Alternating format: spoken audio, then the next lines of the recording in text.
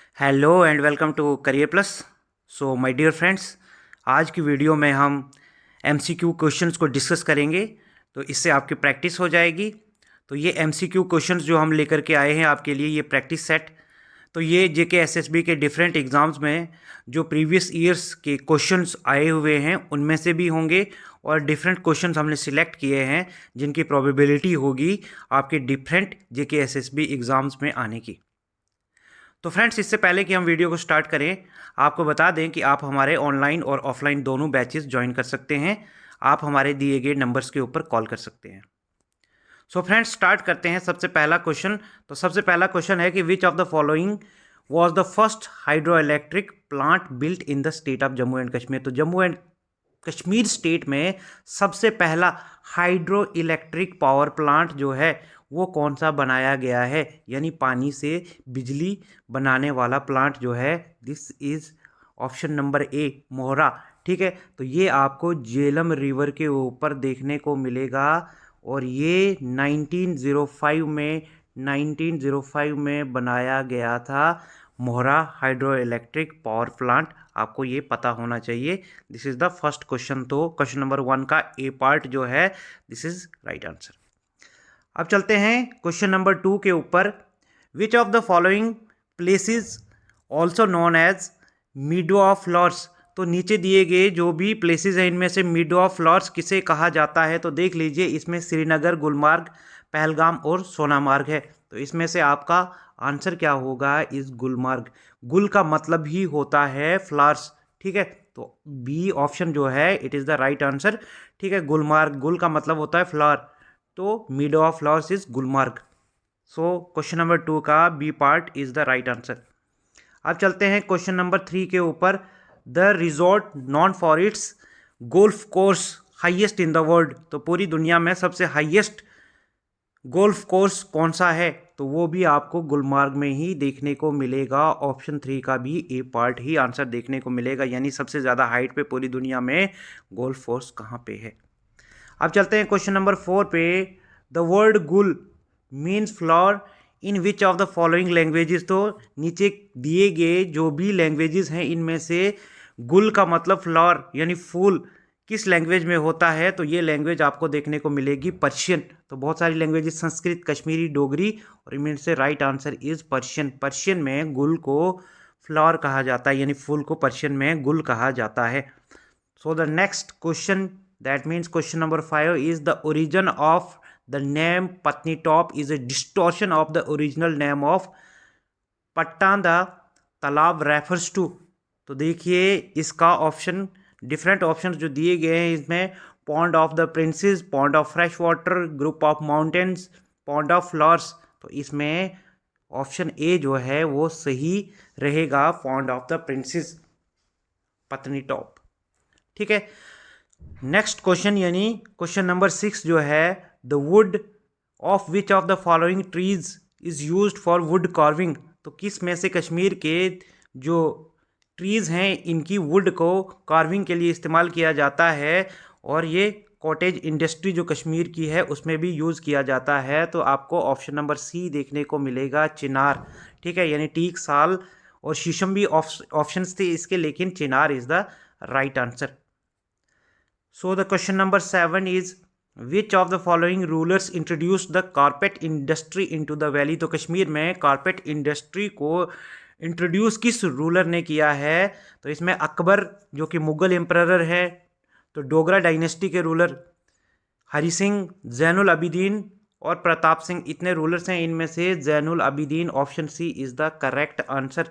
जैनुल आबिदीन जो कि शाह मीरी डायनेस्टी के रूलर थे, इन्होंने ही पश्मीना शॉल जो है वो इंट्रोड्यूस किए थे तिब्बत से। तो इनको बहुत सारे काम का क्रेडिट दिया जाता है, and he is known as the Akbar of Kashmir. तो कश्मीर का अकबर भी इन्हें कहा जाता है।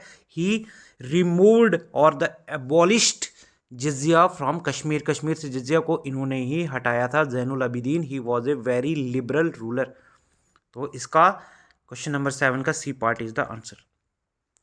Question number 8, GD mela an annual fair held in Jammu during अक्टूबर नवंबर। तो जीडी मेला जो है तो एक एनुअल मेला है ये अक्टूबर नवंबर के टाइम पे ये जम्मू में ऑर्गेनाइज किया जाता है। तो ये किस चीज़ को सिंबलाइज करता है? तो सबसे पहला ऑप्शन है करेज, करेज को करता है। दूसरा है ऑनेस्टी, उसको भी करता है। एंड तीसरा है कंपैशन। इसका मतलब ये है कि D part all of these. तो यहाँ पे जीडी मेला जो है, तो ये बाबा जीतो एक फॉर्मर थे, उनकी कहानी है, जैसा कि आप जानते होंगे बाबा जीतो, तो उनसे रिलेटेड है ये। तो उनकी करेज, उनकी ऑनेस्टी और कंपैशन को इस मेले में एग्जिबिट किया जाता है। ठीक है, तो यहाँ पर आपको देखने को मिलेगा कि क्वेश्चन नंबर 8 का D part is the right answer. Let's move to question number 9। Which one of the following known as first Kashmiri historian? तो कश्मीर के सबसे पहला हिस्टोरियन किसे माना जाता है? तो ऑप्शन देखिए, हब्बा खातून, ये तो एक पोइटेस थी। लाल देद, तो ये आपको देखने को मिलेंगी भक्ति और सूफी मूवमेंट के दौरान। कलहन देखने को मिलेंगे, या फिर नन ऑफ दीज। तो इसमें सी पार्ट कलहन जो हैं यही कश्मीर के फर्स्ट हिस्टोरियन माने जाते हैं। क्वेश्चन नंबर 9 का सी पार्ट जो है वो देखने को मिलेगा। और कलहन ने राज तरंगिनी लिखी है। Raj Tarangini, Raj Tarangini was written by none other than Kalhan. तो ये चीज़ आपको याद रखनी है। क्वेश्चन नंबर 10 देखिए, which of the following Dogra kings signed the instrument of accession? तो इंस्ट्रूमेंट ऑफ एक्सेशन नीचे दिए गए कौन से डोगरा रूलर्स में से वो राजा हैं जिन्होंने इंस्ट्रूमेंट ऑफ एक्सेशन साइन किया था? तो यहाँ पर प्रताप सिंह, गुलाब सिंह, हरि सिंह और करण सिंह। तो इसमें से सी पार्ट हरि सिंह, इन्होंने 26 अक्टूबर 1947 को 1947 में इन्होंने इंस्ट्रूमेंट ऑफ एक्सेशन साइन किया था गवर्नमेंट ऑफ इंडिया के साथ में। और इस एक्सेशन के साथ में ही जम्मू एंड कश्मीर स्टेट जो है वो इंडिया का पार्ट बन गई थी formally. Question number 11, which of the following personalities of the state of Jammu and Kashmir made the primary education compulsory in the state? तो प्राइमरी एजुकेशन को कंपलसरी किसने बनाया? तो इसमें आपको देखने को मिलेंगे डिफरेंट ऑप्शंस, हरी सिंह, शेख अब्दुल्ला, गुलाम मोहम्मद सादिक और बख्शी गुलाम मोहम्मद। तो इसमें से आपको याद रखना है हरी सिंह एक बहुत बड़े रिफॉर्मर रहे हैं। तो ये लास्ट रूलर भी थे जम्मू एंड कश्मीर के। तो इन्होंने ही प्राइमरी एजुकेशन को कंपलसरी किया था जम्मू एंड कश्मीर स्टेट में। Which of the following known as the father of Dogri for bringing Dogri language on the national stage? तो नीचे दिए गए ऑप्शन में से आपको बताना है कि कौन से ऐसे पर्सनैलिटी हैं जिन्होंने डोगरी लैंग्वेज को नेशनल स्टेज पर लाया। तो इसमें ऑप्शंस हैं रामनाथ शास्त्री, गुलाम नबी ख्याल, अमीन कामिल और वेद राही। इसमें से रामनाथ शास्त्री यानी option A is the right answer. He is known as the father of Dogri.